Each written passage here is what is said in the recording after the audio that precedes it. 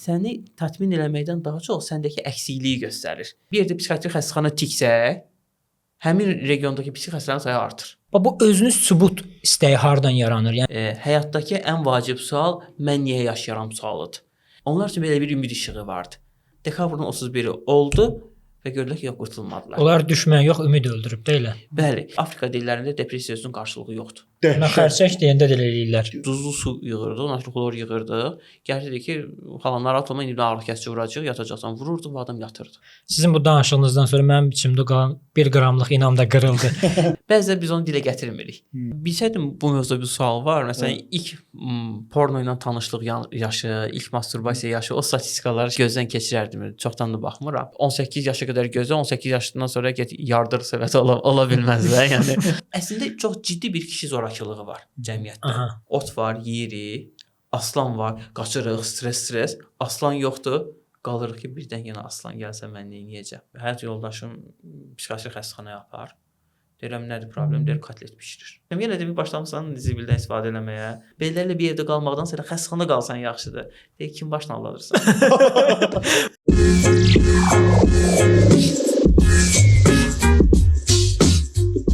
Son illər insanlar daha çox stres yaşayır, daha çox düşünür, amma hisslərini bölüşməkdə çəkinirlər.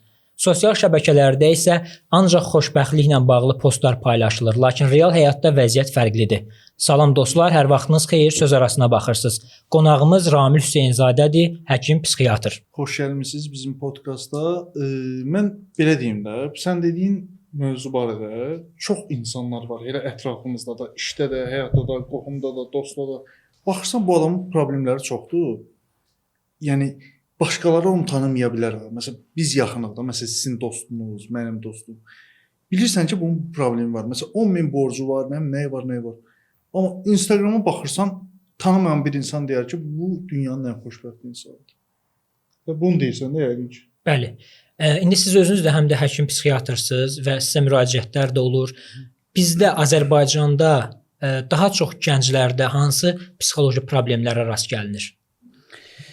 Əvvəla salam, xoş gördük. Gənclərin bu yaş dövrünə görə dəyişir. Məsələn, daha erkən dövrdə bizim ən çox gördüyümüz problemlər diqqət təsirli hiperaktivlik pozuntusudur, paraleldə autizmdir və bir də avtoritar fiqura qarşı bir müxalifət olur ki, biz bunu nəzakətsiz müxalifət adlandırırıq. Biz bunu ən çox harda görürük? Müəllimlərin şikayətindədir ki, köhnə uşaqlara nə edirdi, indiki uşaqlar isə müəllimə qarşı çıxırlar. Yaş dövrü artdıqca, artıq yeniyetməlik yaş dövrü gələndə əsas gördüyümüz problemlər nədir? Yenə diqqət təsirli hiperaktivlik olur, amma çox ciddi şəkildə bizim gözdən qaçırdığımız asıllıq problemi var. Yəni insanlar arasında çox ciddi asıllıq problemi var. Bu narkotik və siqaret asılılığı ilə məhdudlaşmır. Bu daha çox davranışsal asıllıq var. Məsələn, telefon asılılığı. Yəni indiki gənclərin çoxu sosial şəbəkədən asılıdırlar, Instagramda, Reelslərdən asılıdırlar, YouTube Shortslardan asılıdırlar. Paralel olaraq 1990-cı 80-ci illərdə Scientific Mind of American jurnalının bir şeyi vardı, başlığı vardı. Başlıqda şey deyirdi. Deyirdi ki, biz qışqırdılmış bir yeniyetməlik yetişdiririk. Və gənclərdə nə yaranır? Qışqırdılmış bir yeniyetməlik varsa bunlar çox qışqıran, linç eləyən, amma eyni zamanda da kövrək olan yeniyetmələrdir. Dolayısıyla onlarda linç olunma qorxusu, yəni bir həyəcan pozuntusu var. Paraleldə də kövrək olduğuna görə tez sınırlar, depressiyanın çox olduğunu görürük. Diqqət təsirli hiperaktivlik pozuntusu, asıllıq, depressiya və həyəcan pozuntuları. Yəni panik ataktırmı, ümumi həyəcan pozuntusu və s. və ilə axır. Uşaqlardan danışdıq, yeniyetmələrdən. Bəs biraz daha böyüklər, məsələn 18 yaşından yuxarılar. Bu paylaşıb xoşbəxt görünmək nədən qaynaqlanır? Yəni amma normalda xoşbəxt deyillər də. Hamısının öz problemi var. Amma bir cəmiyyətə özlərini xoşbəxt kimi sırmağa çalışırlar. İnsan bir hedonik varlıqdır. Yəni biz həzz axtaran varlıqlarıq. Yəni bizim həyatdakı əsas məqsədimiz nədir? Harda ağrı varsa, acı varsa oradan qaçaq. Harda həzz varsa, zövq alınacaq bir şey varsa, ona doğru irəliləyək. İndi maşallah elə bir kapitalist rejimdə yaşayırıq ki, yəni bütün reklamlarda onu deyirlər. Yəni başqası olma, kendin ol, böyle çok daha güzelsin deyirlər. Yəni durmadan səndə bu maşının var, bəlkə daha yaxşı maşının lazımdır. Yəni reklamlara baxırsan, cəmiyyətə baxırsan, kapitalist zehniyyətə baxırsan, səni tatmin eləməkdən daha çox səndəki əksikliyi göstərir. Yəni sən bir dənə maşın aldığın vaxt rahatlaşmırsan. Çünki bir ay sonra, bir həftə sonra daha yaxşısını təqdim edir ki, sənin bu maşının çatışmır. Dolayısıyla insan o boşluğu, daxilində o boşluğu yaratdığına görə, daha doğrusu daxilində o boşluğu yarandığına görə çöldə sanki mənim o boşluğum yoxmuş. Mən bu dövrdə yaşaya bilirəm. Mən bu həzzi alıram personasını yaradır. Yəni üzünə bir maska taxır ki, mən xoşbəxt bir insanam, mənim hər şeyim var. Mən bu dövrün bütün tələbatlarını yaşayan bir personayam. Amma çöldə reallıq bir qədər fərqlidir. Yəni başqa bir sözlə çöldə bir dəyər göstərir ki, mən hər şeyi var olan, hər şeyi olan, hər şeyə nail ola bilən güclü bir figuram, bir nailiyyət əldə etmiş figuram, mənim dəyərim ordadır. Amma bir daxilə baxsaq ki, tam da elə deyil. Amma nəticədə bu da öz büdcəsinə mənfi təsir edir. Nə bilim, ola bilər ki, ailə həyatına mənfi təsir edir. Təbii münasibətləri korlayır bu, psixikanı korlayır. İnsan adekvat düşünmə qabiliyyətini itirir. Yəni bütün günü mən rol eləsəm, yəni bütün günü qadın paltarı geyinib gəzsəm, nümunə biraz pis oldu. Özüm necə kişi kimi hiss eləyərəm yəni. Məsələn mən şəhərə çıxıram gəzməyə. Bu Targovda bir dənə küçə var, Məmməd Əmin Rəsulzadə küçəsi. Hansı ki Kukla teatrın qabağına çıxır. Orada sağ-sol kofe shoplardır çoxlu. Baxırsan ki, gənclər hamısı orada deyir, gülür, gəlir oturur bir kofe alır, başlayır. Amma statistik göstəricilərə baxsaq, Azərbaycanda 18 yaşdan yuxarı gənclərin əksəriyyətinin kredit borcu var. İndi düzdür, bu kredit kartları çıxıb, indi kredit əldə etmək də daha asandır. Mən hər dəfə oradan keçəndə o kredit məsələsi mənim yadıma düşür. Girirsən kofe shopa? Yox, mən qorxumdan girmirəm ki, kreditə girməyim. Də kreditə girməmək üçün kofe shopa girmirəm. Və məndə belə bir təəssürat yaranır ki, bizim gənclik özünü sübut eləməyə çalışır. Yəni mən beləyəm, mən filan yerə gedirəm, filan restoranda otururam, filan maşını sürürəm, olur bəzən, filan şəhərə səyahətə gedirəm. Bu özünü sübut istəyi hardan yaranır? Yəni sual yaxşı yerə fırlandı. Qorxurdum ki, sonraları olacaq ki, siz də kofe shopa gedirsiniz, sualı gedirsiniz. Gedirsiniz kofe shopa? Yox, mən çayçıyam, mən çay xoşlayıram. Yox, mən də çayçıyam. Amma çayxanaya da getmirəm, onu deyim. Biraz fürsət tapa bilmirəm, daha çox həyat rejimi ilə bağlı. Sualı belə çox dərinə gedəndə o insanın məna axtarışı ilə, insanın məna ehtiyacı ilə bağlıdır. Biz belə yaradılmışıq. Albert Camus'un Sisifos söyləmi kitabı var. Kitabın əvvəlində deyir ki, həyatdakı ən vacib sual mən niyə yaşayıram sualıdır. Yoxsa Galileo Galilei deyirdi ki, yer günəşin ətrafında fırlanır. Dedilər ki, səni yandırarıq. Deyir, onda günəş yerin ətrafında fırlanır. Problem yoxdur. Amma insan mənim həyatımın mənası nədir sualının cavabını tapmayanda Galilei kimi geri addım ata bilmir. Özünü öldürür, intihar edir. Mən niyə yaşayıram? Bu sualı doldurmaq üçün oraya bir məna qoymaq lazımdır. Və Viktor Frankl'ın İnsan Məna Axtarışı kitabı var ki, Sigmund Freud bunu melanxoliyada olan insanlara çox tövsiyə eləyirdi. Həyatın mənasını tapmaq istəyənlərə, özünü boşluqda hiss edənlərə çox tövsiyə eləyirdi. O kitabda deyirdi ki, mən bir yəhudi alimi idim. Bizi Auschwitz toplama kampına yığdılar və oradakı adamların çoxu yeni ildən sonra öldülər. Niyə yeni ildən sonra öldülər? Çünki onlar içlərində özlərini inandırmışdılar ki, dekabrın 31-i olandan sonra biz qurtularıq. Onlar üçün belə bir ümid işığı vardı. Dekabrın 31-i oldu və gördülər ki, yox, qurtulmadılar. Onlar düşmən yox, ümid öldürüb də elə. Bəli. İndi bizim gənclik də bu gəncliyin günahıdırmı? Bu sorğulana bilər. Yəni tam da gəncliyin üstünə yıxmaq məncə çox şey olacaq, zalımca bir davranış olar. Yəni ortada bir pop kültür formalaşdırılır. Yəni bu sosial media ilə və ya ənənəvi media ilə, bu gənclər üçün çəkilən teleseriallar, nə bilim, qısa video çarxlar və s.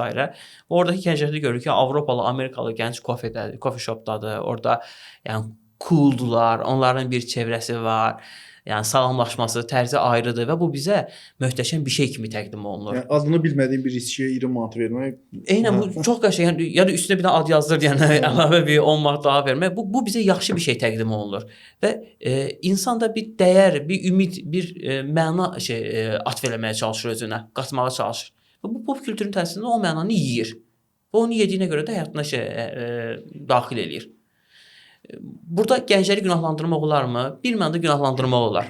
Amma inanın ki, günah sıralamasını qoysaq, məncə ən aşağı sırada gənclər olar. Bu gənclərlə getdi. İndi bu gənclərin arasında yayılan bəzi terminlər var da. Bu belə deyim, müasir mədəniyyətin yaratdığı terminlər.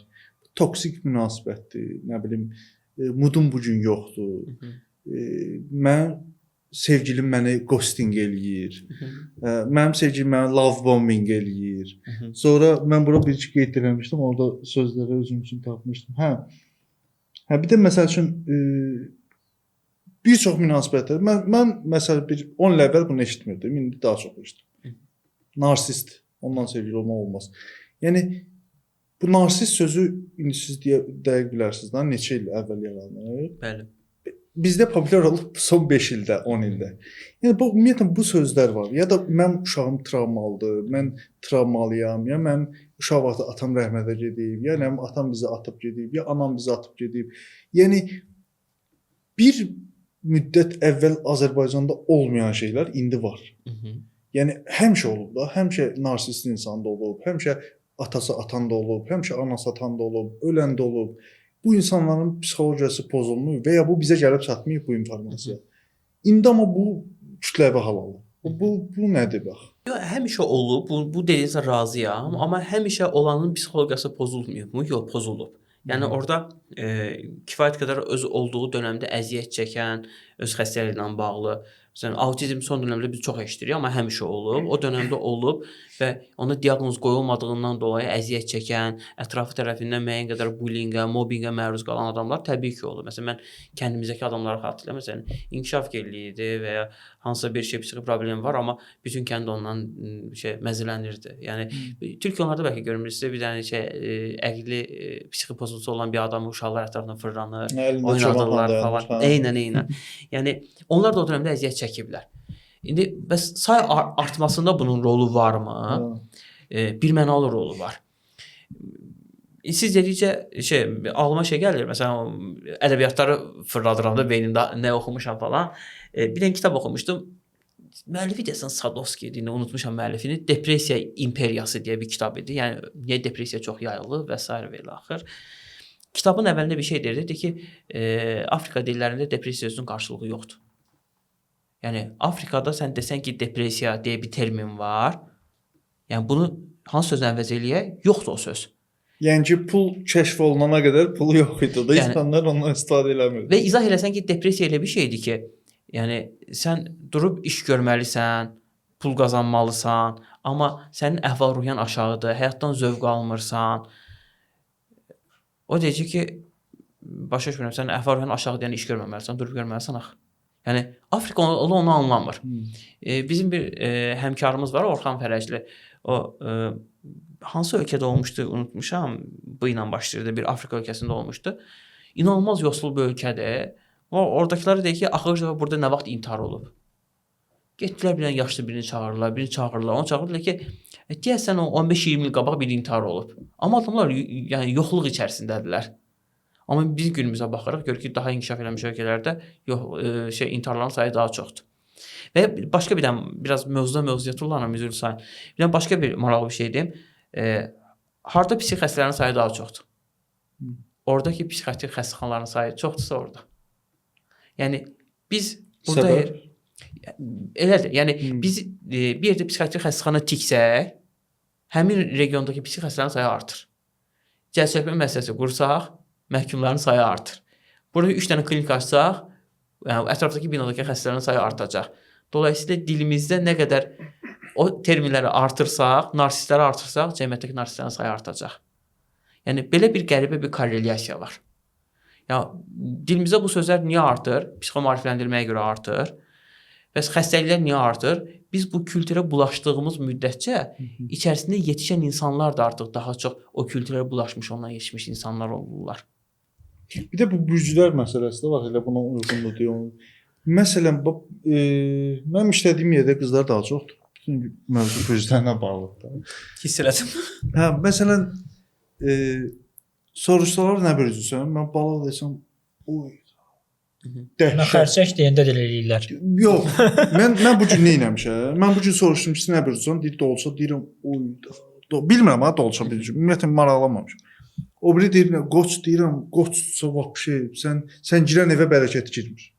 Yəni bu onların özü psixologiyasını çox pis oturub, yəni həyatlarını onun üzərinə qururlar. Münasibətə girəndə belə baxırlar ki, onun bürcü nədirsə, uymursa, vəsə bu adam ona münasibətə girə bilmər. Amma halbuki çox möhtəşəm bəlkə münasibət ola bilər. Bəs o necə yarandı? Nə ara gəldi Bir də şey də var, Azərbaycana? deyəsən, bunun yüksələni var, alçalanı var. Yüksələnə, alçana da olduğun saat. Aha, yəni Mən nə bilim neçə Əvvəlisən, axırısan, nə bilim, məsələn, ayın hansı günüsən? Ya sadəcə psixoloji olaraq ora fokuslanmaq, yəni nədən qaynaqlanır? O hansı boşluğu doldurmaq? birinci bu doğrudurmu yox? İstəyirsə biraz onun üzərindən gedək, sonra şey eləyək. Çox dəxilsiz bir hekayə danışım sizə. Məsələn, bir dərmanın effektiv olması üçün, yəni bu dərman bu xəstəliyi sağaldırmı ya yox, təcrübə aparırlar. Bilirsiniz o təcrübə necə olur? 2 qrupa ayrılırlar. Kontrol qrup, bir də təcrübə qrupu olur. Hər iki qrupa dərman verirlər. Bir qrupa həqiqi dərmanı verirlər, o bir qrupa isə fake dərmanı verirlər və heç bir xəbəri yoxdur ki, ondakı həqiqidir yoxsa fake. Sonra müqayisə eləyirlər. Müqayisə eləyirlər ki, hansında sağalma olub. Əgər bunda 30% sağalma olubsa fake-də, əgər həqiqisində 70% sağalma olubsa, deyirik ki, onda bu dərman həqiqətən də faydalıdır. Çünki fake dərmana nisbətən daha çox sağalma verir. Amma maraqlı olan odur ki, fake dərman 30% sağaltdı. Biz buna plasebo deyirik. Yəni İnsan inanırsa ki, bu həqiqi dərmandır, həqiqətən ondan sağala bilir. Yəni mən reanimasiyada işlədiyim illər öncə tələbə vaxtlar, reanimasiyada işlədiyim vaxtlar vardı. Yəni onkoloji xəstədir və deyir ki, bala yata bilmirəm, ağrıları var, onkoloji xəstədir. Yəni real bir şiş var, siniri sıxır. Natrium xloru götürürdük, yəni duzlu su yığırdıq, natrium xloru yığırdıq. Gəlirdi ki, xala narahat olma, indi ağrı kəsici vuracaq, yatacaqsan. Vururdu, bu adam yatırdı. Yəni insan ona inanırsa, həqiqətən də o inandığı şeydən fayda görə bilir. Dolayısıyla o bürclərlə bağlı görüşdə qızlar deyəndə ki, indi adətən qızlar olur, artıq kişilər də var o qrup içərisində ki, ya sən buna inanmırsan, bax, falan şeydə bu bürcdə bu vardı, bu çıxdı. Yəni mən onun çıxdığına inanıram. Amma o bürclərə inanmaq sırf inamla bağlı bir şeydir.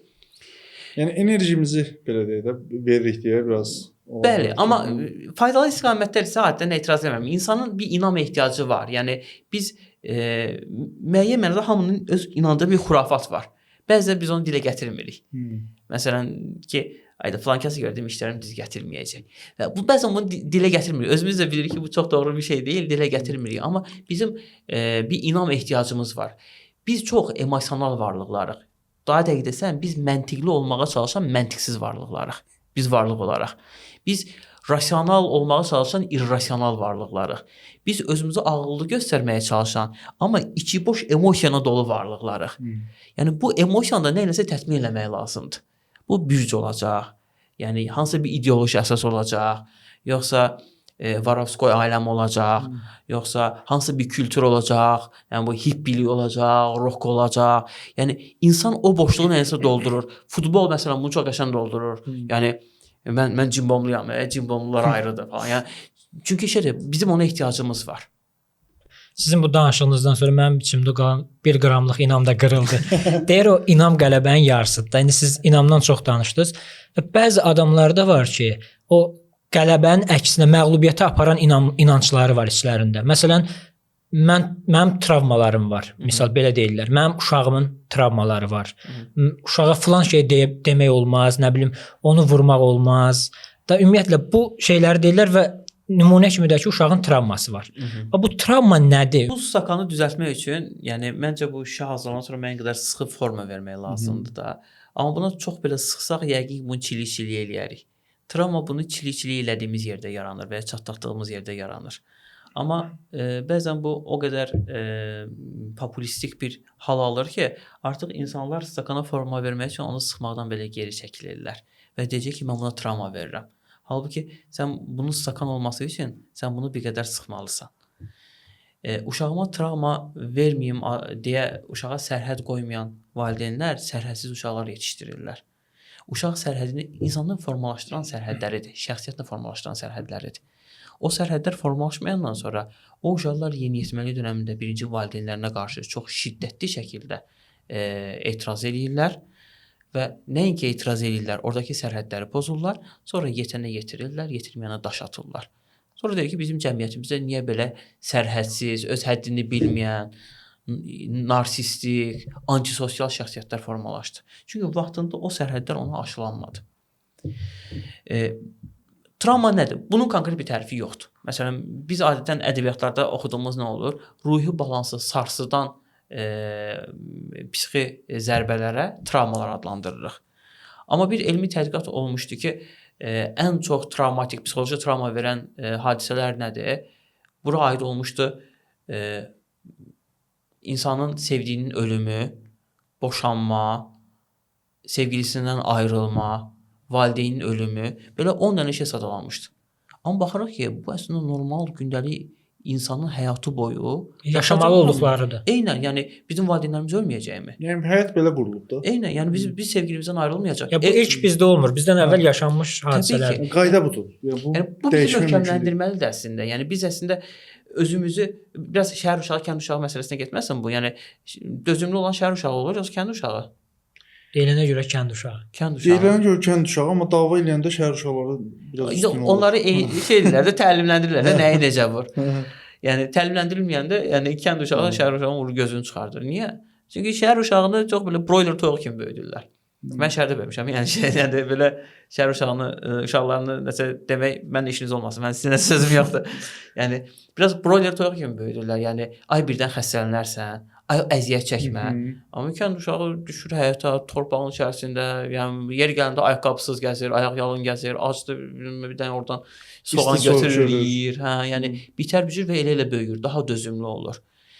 Biz insanlarımıza ay travma verməyək deyə belə bir küvəzin içərisində böyütdüyümüz zaman, inkubator toyuq kimi böyütdüyümüz vaxtda biz o qədər kövrək insanlar böyüdürük ki, onlar normalda öhdəsindən gəlməli olduğu işlərlə qarşılaşanda bunu stres kimi dəyərləndirib sınırlar.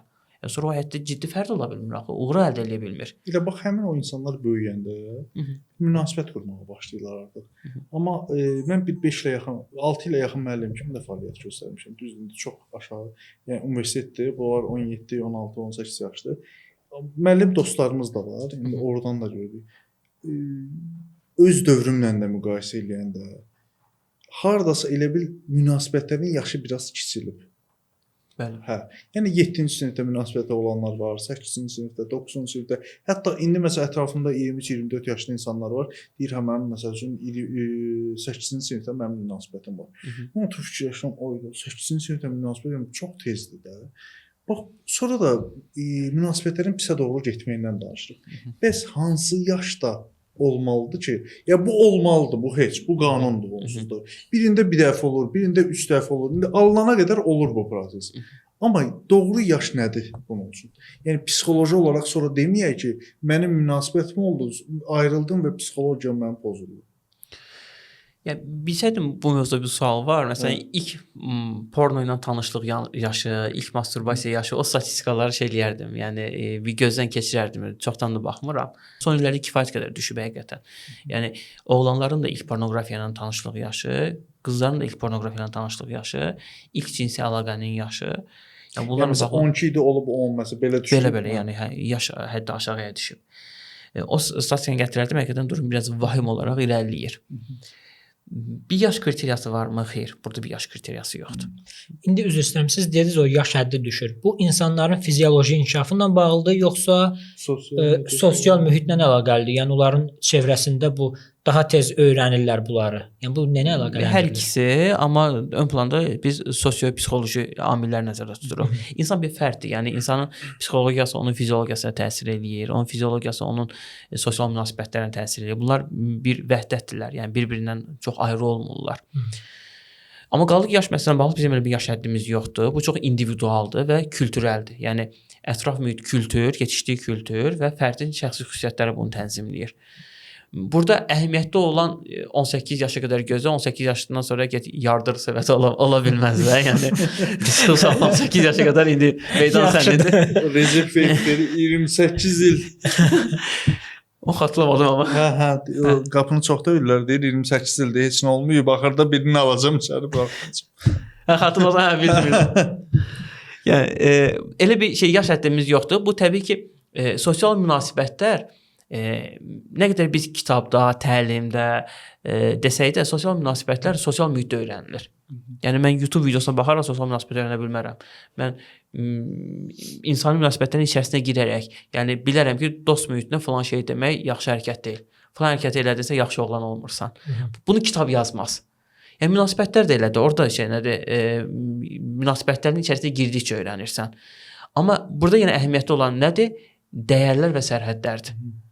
Yəni əminəm ki, bizim də yəni 7-ci, 8-ci ildə xoşumuza gələn qız olub.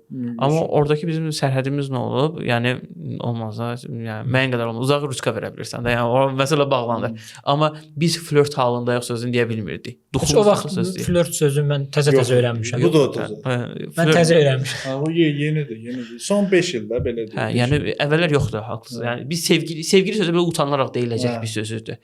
Yəni burada sərhədlər və dəyərlər demirəm ki, indi biz qayıdaq keçmiş dövrə və yox olmasın falan demirəm. Sadəcə fərd öz sərhədlərini qorumalıdır. Fərd öz sərhədlərini qorumadığı müddətcə erkən cinsi münasibətlər başlayacaq. Erkən cinsi münasibətlər həm fiziologiya, həm psixologiya, həm də sosial münasibətlər dağıdıcı bir şeydir.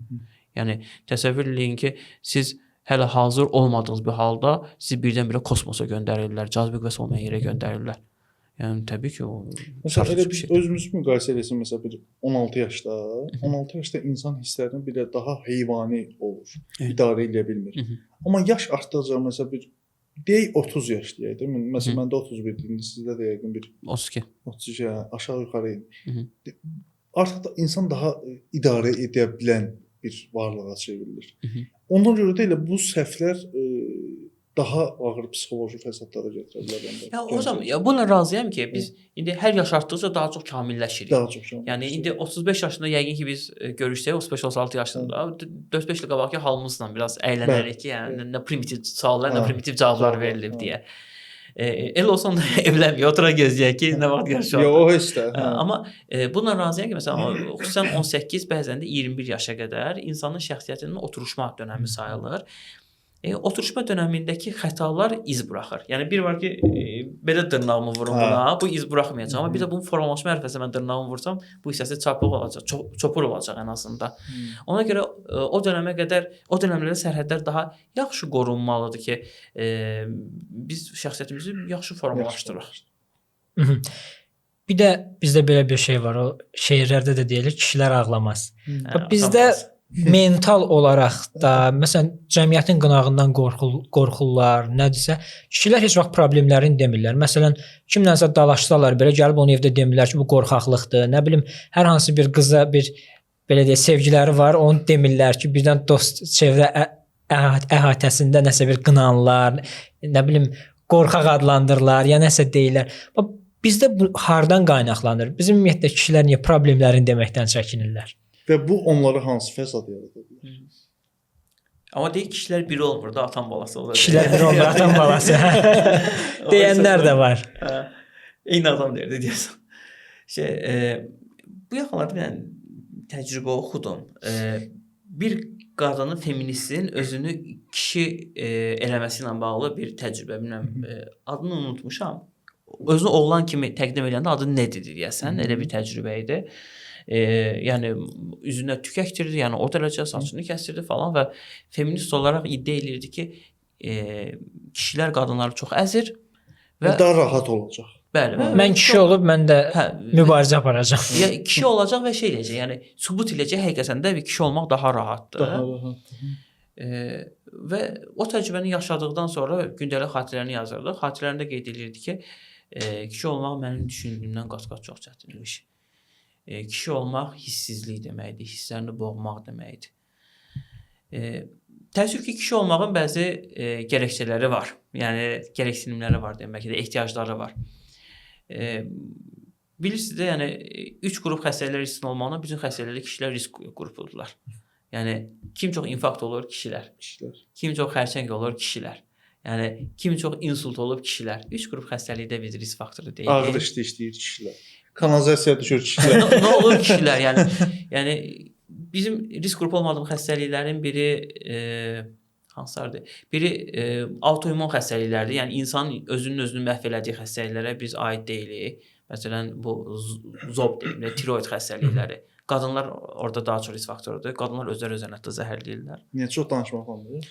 Onlar şeydə o sistem Bu Cem Yılmazın bənzətməsi var. Kişilər o knopkalı telefonda, qadınlar isə o iPhone-dur.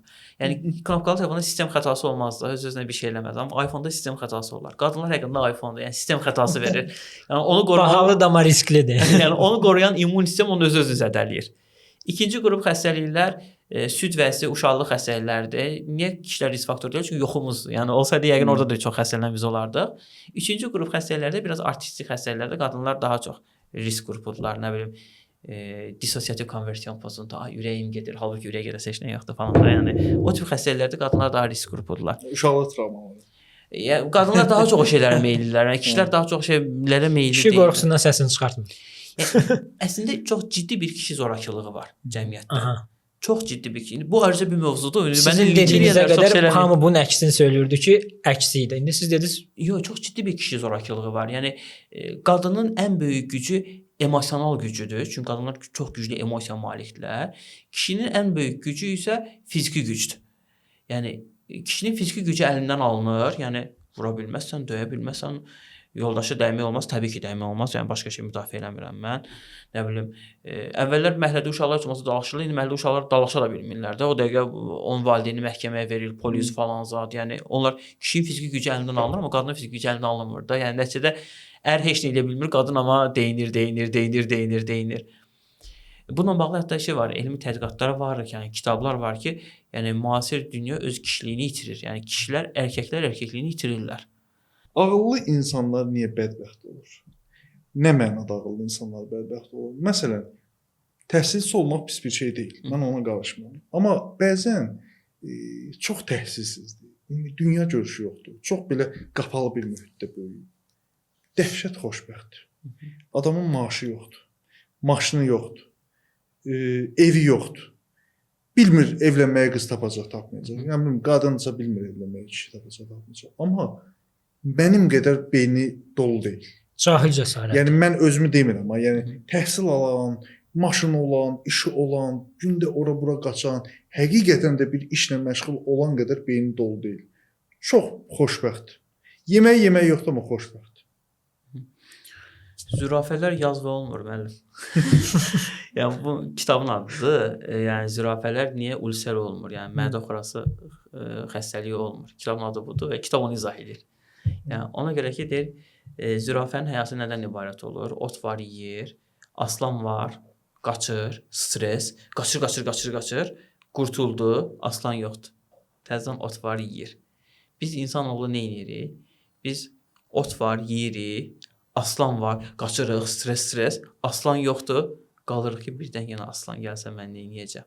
Onun stresini yaşayırıq. Niyə ağıllı insanlar, ağıllı deməyiz, sorğulayan mənasında deyim. Sorğulayan, bəli. Niyə onlar daha az xoşbəxtdirlər? Düz əldə bir data yoxdur, amma təxmin üzərindən gedirik. Niyə cahillik mutluluqdur şeylə baxsaq? Çünki daha az gələcəyi proqnozlaşdırdıqca, daha az düşündükcə, daha az sorğuladıqca, daha az pis ehtimalları ağla gətirdikcə zürafə olursan. Zürafələr də yazva olmur bəli. Bir də ki, indi sizin sahənizlə daha çox əlaqəlidir. Məsələn, sizin yanınıza pasientlər gəlir. Siz gedirsiniz. Siz olur ki, siz özünüz gedirsiniz. Çünki sizin işiniz belədir də indi. Məsələn, rastınıza çıxan belə deyək, psixi problemi olan şəxslər olur. Daha çox hansı problemlərlə qarşılaşırsınız? Məsələn, o elə insanlardan hamı ünsiyyətdən çəkinir, ailə üzvləri belə onlardan çəkinirlər. Bəzən o belə deyək də xəstəliyi artıq üstələyən vaxt. Onlarla ünsiyyət qurmaqda hansı çətinliklər çəkirsiniz və bunu necə bacarırsınız? Rezidentura təhsilini bitirdikdən sonra məcburi təmin olaraq psixiatrik təcili yardımda işləmişdim. Psixiatrik təcili yardımda işlədiyim vaxtı hansı xəstənin vəziyyəti pisləşirdisə biz ora gedirdik, evə gedirdik. Və bu hər şey ola bilər. İntihar cəhdi ola bilər, evdəki agresiya, özünə agresiya və psixoz, yəni reallığın əlaqəsini itməsi və s. ola bilər. Ağlımda ən maraqlı qanlardan biri, məsələn, bir də bir kişi həyat yoldaşı üçün çağırmışdı məni ki, bəs həyat yoldaşım psixiatrik xəstəxanaya apar. Deyirəm, nədir problem? Deyir, kotlet bişirir. Onda kişini aparardınız. Mən də o deyim ki, bəs nə problem var ki, deyir, nəcisindən bişirir. Oy. Və məsələn bu çox yadımda qalmışdı və Adətən sifr üstündə bu hekayə danışıram. Sonra ağılda olan maraqlı hekayələrdən biri. Məsələn, ünsiyyət qaydaları deyilir. Bu hadisə olmuşdu. Yadıma gəlir bir dəfə Bakı kəndlərinin birində çağırışa getmişik. Briqadamda ancaq qadınlarda nəsə elə alınmışdı. Və axşamda getmişik çağırışa. Görürəm ki, bəs xəstə yaxşı bir kişidir. Yaxşı dedim 40-50 yaşlarında Bakı kəndində, kənd mühitini görmüş kifayət qədər möhkəm bir kişidir. Məni gördü formada deyir ki, nə demə, dəlixanaya aparmağa gəlmirsən, sən kimsən, mən dəlixanaya aparmırsan, sən heç nə eləməzsən falan. Baxdım görüm ki, mən buna heç nə edə bilmirəm də qardaş, yəni. Evdən də yəni yoldaşı çıxır, yəni bacısı çıxır. Bir dənə kişi xeyli da çıxmır ki, dedim ki, köməklə bəlkə bir tər bir cürdə nəsə bir şeylə. Bu qadınlar ancaq qadınlardır. Heç nə edə bilmirik. Mən oturdum üzbəyiz, əlimdən bir şey gəlmir. Dedim ağsaqqal. Düz deyirsən. Aç dominonu vuraq. Domino oynadım, xəstə də olub, onu da danışıram. Yox, danışamıram. Dedim ki, bəs ağsaqqal düz deyirsən. Deyir, hər bacı oğlu. Dedim ki, bu adamlar edilisi xəstə eləyiblər də. Deyir ki, düz deyirsən bacı oğlu. Dedim ki, görürəm, bayaqdan sən burada oturmuşsan, bir stakan çay da gətirməyiblər sənə. Deyir, düzdür bacı oğlu. Dedim ki, o kimdir o? Deyir, arvadımdır, bir də bacımdır. Dedim ki, elə bu qadınlar səni xəstə eləyiblər. Deyir ki, düz deyirsən bacı oğlu. Deyirəm, beləli bir yerdə qalmaqdansa xəstəxanada qalmaq yaxşıdır. Deyir, dur getdi. Dedim, getdi. Adam mindi təhsil yardım və apardı. O sizi aparıb da xəstəxanaya ki, gedək. Üstündən bir iki həftə sonra bir dənə getdi çağırışa, nə bilim, xəstə yenə getmir falan. Deyir ki, təcrübə var da. Deyirəm ki, düz deyirsən. O dedi ki, hər qardaş. Dedim ki, nə bilim, yenə eyni söhbətlərdə. Sən onlar xəstə eləyiblər. Dedi ki, hər qardaş. Dedim ki, beləli bir yerdə qalmaqdan sonra xəstəxanada qalsan yaxşıdır. Dedi, kim başına alırsan? Bu ağıllı dəli olub. Dedim ki, okey, yəni bu dala addım atıram. Yəni bu keçmədi. Biraz damara baxıb qan alırıq. Elə adam var ki, onun tərzinə uyğun danışırıq. Bir dəfə yadıma gəlir, modulda məni xəstəxanaya çağırmışlar korona vaxtında. Dedilər ki, bəs psixi xəstəxanaya aparmaq lazımdır bu xəstəni. Xəstə narkotik istifadə eləməyindən şübhələnirik. Amma heç cür boynuna qoya bilmirik, sübut da eləyə bilmirik. Deyirəm, xəstənin adı nədir? Deyirlər, ta ki, Əfrasiyab. İndi atıram. Xəstə hüquqlarına görə də adını çəkməyim. Dedim, yaxşı. Girdim içəri, dedim, hansı tərəfdə olur? Deyir ki, içəri girən kimi sol tərəfdədir. Mən də girdim içəri, qapını açdım. Dedim ki, Əfrasiyab, nətərsən? Deyir, yaxşıyam, sən nətərsən? Dedim, mən də yaxşıyam. Yenə dedim, başlamışsan zibildən istifadə eləməyə. Də olur da. Dedim, nə idi? Adını çəkməyim. Falan şeydi, deyir, biraz çəkdim. Dedim, yaxşı, hazırlaş gedirik. Çıxdım, həkim deyir ki, nə yaxşı tanışdıqsınız. Dedim, kimlə? Deyir, onunla. Dedim ki, oradan tanışdıq onunla. Deyir ki, doktor, bəs tanış... Doktor. Heç ağlımıza gəlməmişdi elə giriş eləyə. Bəzən məsələn o tip bir giriş keçərli olur. Bəzən əksər Çaşıb deyəcək ki, bunun üçün psixoloq olmaq lazım. əksər hallarda amma dürüstlüyü pozmuram. Dürüstlük və səmimiyyəti əksər hallarda yəni %95 pozmuram. Çünki o səmimiyyət, dürüstlük xəstə olsa belə o insandır. Yəni insan o gözlənmə, hərəkətdənmi, ünsiyyətdənmi o dürüstlüyü görürsə, o bağ qurur. Bağ qurandan sonra daha çox tabe olur deməyim də daha sakitləşir. Hekayə çoxdur, amma uzatmayım. Hələlik söz arasından bu qədər. Növbəti daha maraqlı verilişlərdə görüşənədək. Sağ olun, salamat qalın.